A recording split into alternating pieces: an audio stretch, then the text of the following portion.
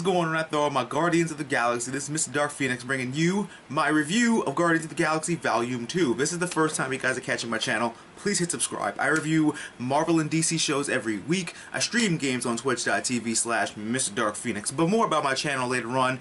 I'm going to keep the first part of this non-spoilery. So if you have not seen it, this is the safe part for you to watch. I'm just going to be going on about certain things that happen, not without the spoilers. Then, when I dip on into the spoiler country, I'm going to let you guys know in advance. So, let's talk about the movie. I loved it.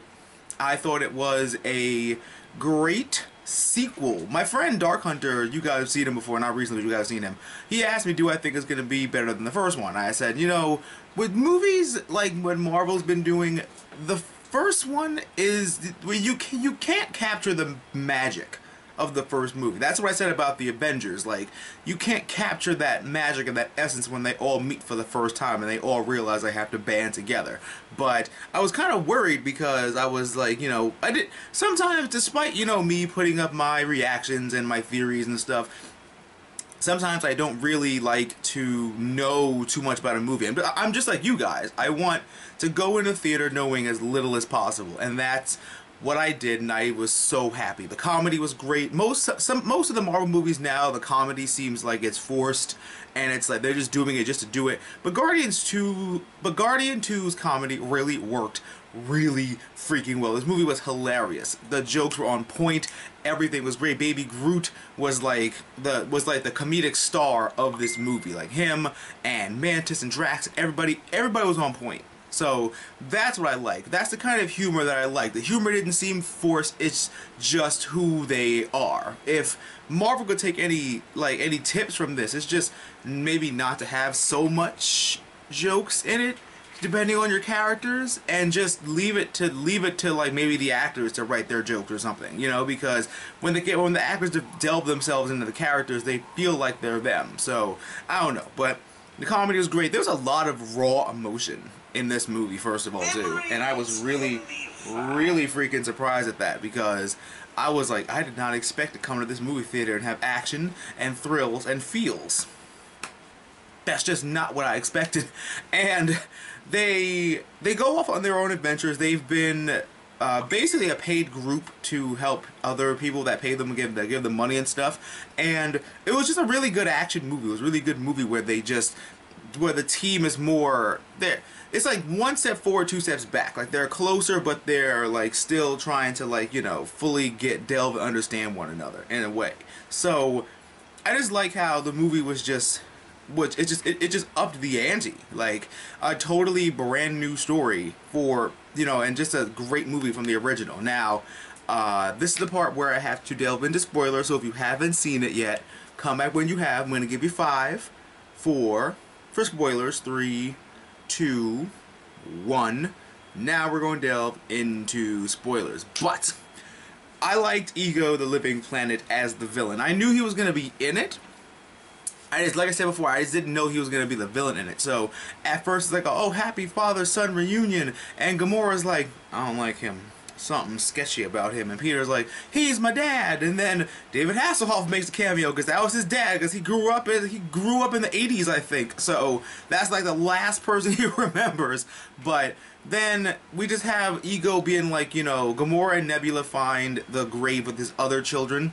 And now they realize he wants to steal Peter's power to remake the universe in his image, which he actually kind of can do, but it's just that. Speaking of can do, Yondu is like the big star of this movie. Like, he was just badass. I love Michael Rooker as Yondu. Like, I cannot get over how amazing he was with his action scenes and, you know, the whistling and the arrow and all that. I really want to know if he's actually doing the whistling. I think he is, and if he is, kudos to you. But like I said, it just gets so much into the action. We got the Golden People. I'm calling them the Golden Globe people because they're Golden Globe people, because that's pretty much what they are. And they're all like, they're mad at the Guardians because Rocket stole some batteries from them, and then they do some shit. They're like playing a video game, and they're like in their suits with their massive ships.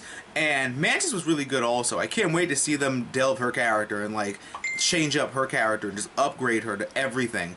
And towards the end, Yondu sacrifices himself for Peter because he was like, he might have been your father, but he ain't your daddy. And I was like,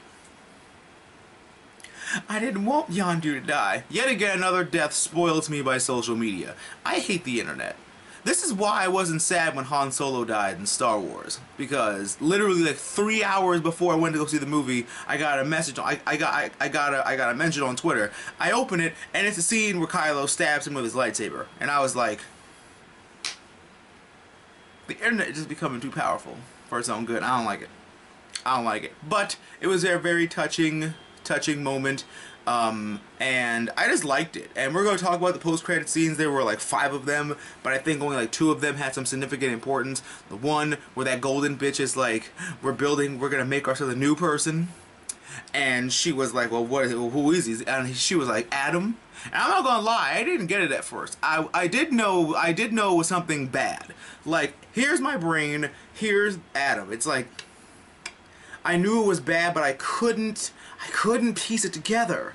And then I was like, fuck. Why do I know that we're screwed if she made a motherfucking name Adam? And then it was like Adam Warlock. I'm like, we're dead.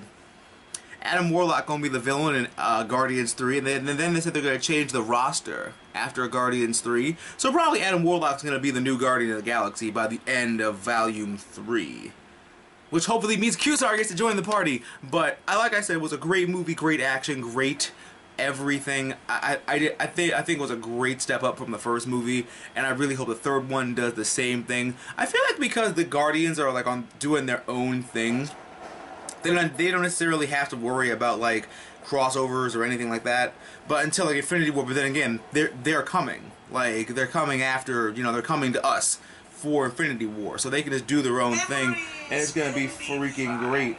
But I like the movie. If you like the first one, you're gonna love the second one. I loved the emotion, the power, and everything else. Everybody performed their roles really well, and I just highly recommend it. I really enjoyed it, and I really hope you guys did too. What did you guys think about it? Which Guardians do you want to see join the team after Guardians Volume 3? Comment down below and let me know. And don't forget that I love you guys, and if you haven't already, please hit subscribe for more videos. I review Game of Thrones, Gotham, Lucifer, Supergirl, The Flash, Legends of Tomorrow, Agents of S.H.I.E.L.D., Arrow, and Legion. I stream games on twitch.tv/MrDarkPhoenix. And you can check me out on social media, on my Twitter and my Facebook for updates and nerdy ramblings. I love you guys so much. Thank you so much for everything you guys do for me. Thank you for your comments and likes and subscribes and shares. I really appreciate all of you. And always remember, don't forget to give me a big thumbs up, comment, rate, subscribe if they're awesome, nerdy friends. And always remember that through good times and bad times, remember, geek out and enjoy your lives. And I'll catch you guys next time for another great video.